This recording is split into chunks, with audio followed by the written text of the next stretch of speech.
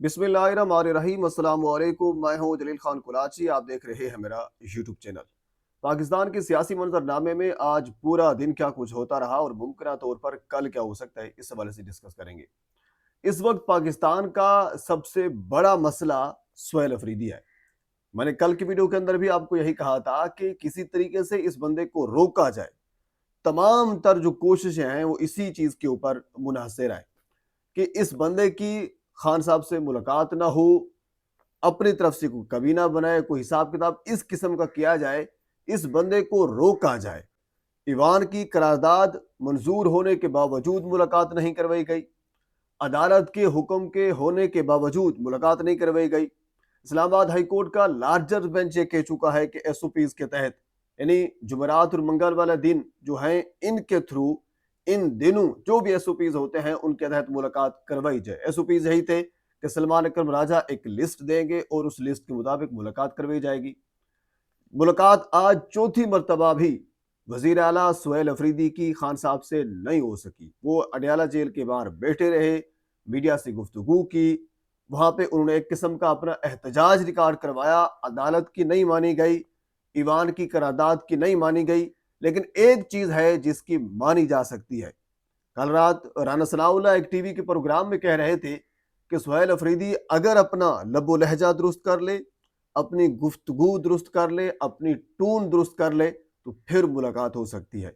तो अब हमें पता चला कि मामला यहाँ पे फंसा हुआ है, यानी मामला अदलिया को नहीं मानता कोई, करारदाद ईवान की कोई हैसियत नहीं रखती।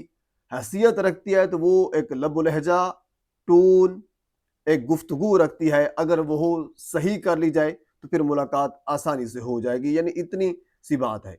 बहरहाल आज मुलाकात तो नहीं हो सकी, लेकिन एक चीज मैं जरूर यहाँ कहना चाहूंगा, जब एसओपी थे कि सलमान अकरम राजा एक लिस्ट देंगे और उस लिस्ट के मुताबिक आगे मामला जो है वो तय पाएंगे।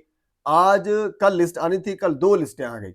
एक सलमान अकरम राजा लिस्ट लेकर आए और दूसरी लिस्ट बैरिस्टर अली जफर लेकर आए। अब खुद क्योंकि ये जो इंडोर मामलात हैं इनको आपने भी कवर करना है, आपके अंदरूनी मामलात में इस किस्म की अफरा तफरी है, ये तो उनके पास एक जवाब आ जाएगा कि हमारे पास दो लिस्टें आ गई हैं। अब हमें पहले ये तस्दीक करने दें कि असल लिस्ट कौन सी है, तो इसी वजह से मामले को डिले किया जा सकता है। यानी जवाब आप खुद पैदा करते हैं। एक लिस्ट जब आपको कही गई थी कि आप एक लिस्ट दें, तो फिर दूसरी लिस्ट क्यों दी गई है? दो लिस्ट है, उसमें तीन नाम थे, तकरीबन तीन नाम सेम थे और बाकी में दो चार नाम मुख्तलिफ थे। बहरहाल अगर सेम भी होते तो आप फिर भी आपको दो लिस्टें देने की जरूरत नहीं थी। तो ये पाकिस्तान तहरीक इंसाफ के एक अंदरूनी मामला है जो कि खुद उन्होंने एक बड़ा बलंडर मारा है। बहरहाल ये अपनी जगह पे मौजूद है, हम थोड़ा सा आगे चलते हैं। हुजूर वाला अगली खबर यह है कि आज सुप्रीम कोर्ट के रजिस्ट्रार सलीम खान साहब, आज उन्होंने इस्तीफा दे दिया। हालांकि इस्तीफा अगर बात की जाए तो काफी दिन पहले वो दे चुके थे एक किस्म का, लेकिन उनको फिर ये कन्वर्ट किया गया था कि वो छुट्टियों पे चले गए हैं। चीफ जस्टिस याहिया अफरीदी साहब की दरीना दोस्त हैं, पुराने ताल्लुक है उनके साथ, केपीके से उनको लाया गया था, लेकिन आज वो बंदा मुस्ताफी होकर चला गया है। 11 जजेस ने उनकी अलविदाई तकरीब में शिरकत की और उनको बाकायदा अलविदा किया गया। लेकिन याद रखिए, सुप्रीम कोर्ट के रजिस्ट्रार चले जाएं, कोई और चला जाए, कोई आए ना आए, चीफ जस्टिस याहिया अफरीदी को इससे कोई फर्क नहीं पड़ता।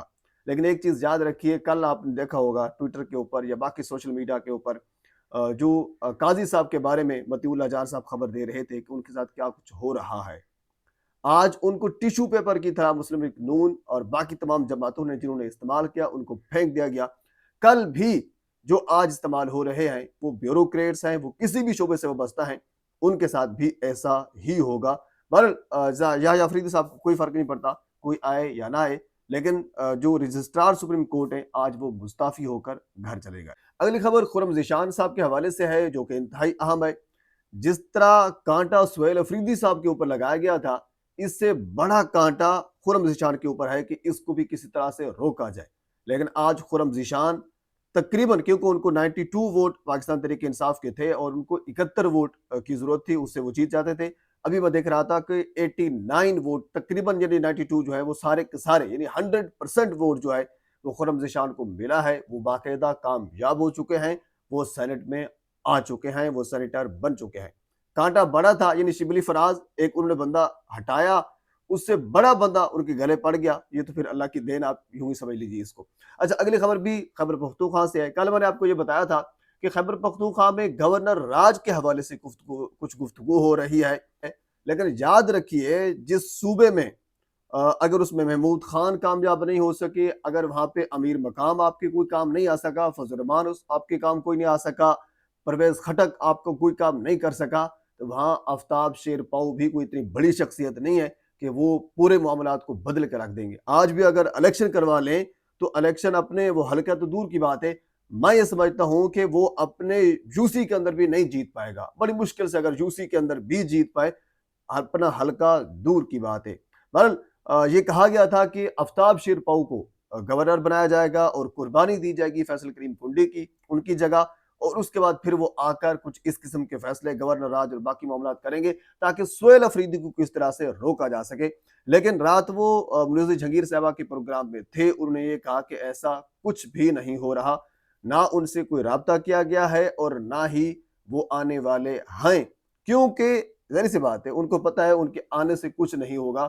جہاں فضل الرحمان جیسا بندہ کچھ نہیں کر سکا تو باقی تو بہت پیچھے کی گیم ہے، باقیوں سے بھی کچھ نہیں ہوگا. اچھا اگلی خبر انتہائی اہم ہے جو ٹویٹر کے اوپر خصوصاً گردش کر رہی تھی اور بڑے سرکولیٹ کر رہی تھی، بڑے بڑے لوگ اس کے اوپر کمنٹ اور اس کو ری پوسٹ اور اس کے اوپر پھر کوٹ بھی اس کو کر رہے تھے. وہ یہ تھا کہ لینا شکری صاحبہ کے پروگرام میں شیر افضل مروت صاحب بیٹھے ہوئے تھے.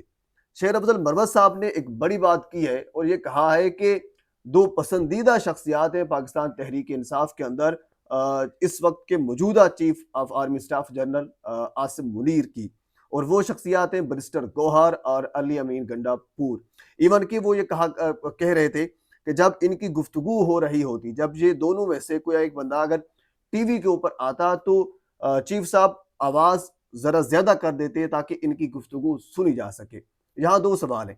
ایک سوال تو یہ ہے کہ شیر افضل مروت کو یہ ساری سٹوری کس نے بتائی؟ کیا وہ وہاں پہ موجود ہوا کرتے تھے کہ وہ اس قسم کی آبزرویشن رکھ رہے تھے؟ جس طرح وہ بتا رہے تھے کہ وہ والیوم بڑھا دیتے، یہ کر دیتے، وہ کر دیتے، اس سے تو یہ لگ رہا تھا کہ شیر افضل مروت بھی وہاں پہ موجود ہوتے تھے. ایک سوال یہ ہے کہ آپ کو کس نے بتایا اور آپ وہاں پہ کیا کر رہے تھے؟ دوسری بات یہ ہے کہ علی امین گنڈا پور کو خان صاحب نے اگر ہٹایا ہے تو اس کے پیچھے کچھ وجوہات ہیں، ایسا نہیں ہٹایا گیا، وجوہات تو ہیں. تو بریسٹر گوہر اگر اس وقت چیئرمین ہیں اور اس کی کیا حیثیت ہے، اور جب خان صاحب یہ سمجھیں گے ان کو ہٹانا تو وہ ہٹا دیں گے. ہم نے بہت سے معاملات دیکھے ہیں جہاں بریسٹر گوہر جو ہے وہ کچھ معاملات آئیں بائیں کر لیتے ہیں، جہاں میں ان سے اختلاف بھی کرنا پڑتا ہے اور اختلاف بھی کرتے ہیں، جہاں وہ خان صاحب کی بہنوں سے بھی اختلاف کرتے ہیں مختلف جگہوں کے اوپر، جس طرح علی امین گنڈا پور کرتے تھے اور اس طرح بریسٹر گوہر بھی کرتے ہیں. بلکہ خان صاحب معاملات کو دیکھ رہے ہیں. اس وقت ایک چیز یاد رکھی ہے، پاکستان تحریک انصاف کا نام صرف عمران خان ہے. عمران خان جو حکم دیتا ہے اس کے نیچے جو کچھ بھی آئے گا، اگر خان کے حکم کی تکمیل ہوگی تو وہ رہے گا، خان کے حکم کی تکمیل نہیں ہوگی تو عوام میں مقبول تو دور کی بات ہے، اس کا نام و نشان بھی عوام کے اندر نہیں رہتا، وہ اپنی یو سی کے اندر بھی جیتنے کے قابل نہیں رہتا. یہ حقیقت ہے اور یہ گراؤنڈ ریئلٹی ہے پاکستان کی. بہرحال اس کے علاوہ پاکستان کے سیاسی منظرنامے میں اور بہت سی چیزیں ہیں، اگلی ویڈیو میں آپ کے ساتھ میں ضرور شیئر کروں گا. ایک مرتبہ آپ سے گزارش ہے میرے چینل کو سبسکرائب کر دیں تاکہ آنے والی ہر انفارمیٹیو ویڈیو آپ تک پہنچ سکے. اللہ حافظ.